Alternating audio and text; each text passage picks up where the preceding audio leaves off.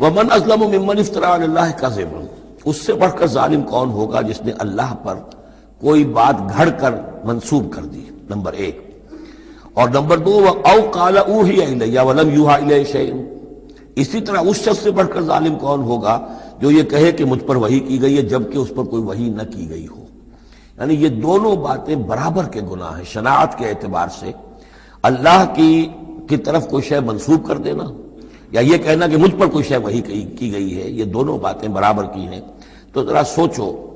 کہ جو محمد صلی اللہ علیہ وسلم تمہارے سامنے موجود ہیں، کیا ان کی سیرت و کردار کی کوئی مناسبت ہے؟ ان کی زندگی کے اندر کوئی اور پہلو تم دیکھتے ہو ایسا کہ جو اتنے بڑے بڑے گناہوں کے ارتکاب کی بھی ان سے توقع رکھتے ہو؟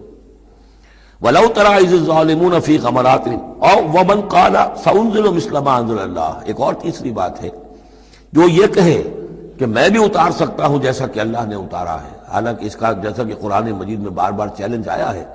لیکن یہ کہ اس کا مقابلہ کسی نے نہیں کیا، پھر بھی یہ کہ زبان میں یہ الفاظ کہہ دینے کی حد تک کسی نے بکواس کر دی ہوگی۔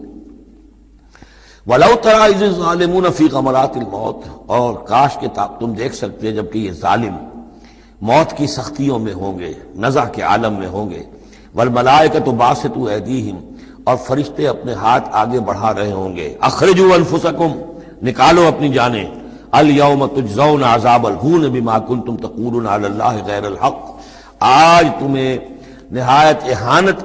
آمیز سزا دی جائے گی، عذاب دیا جائے گا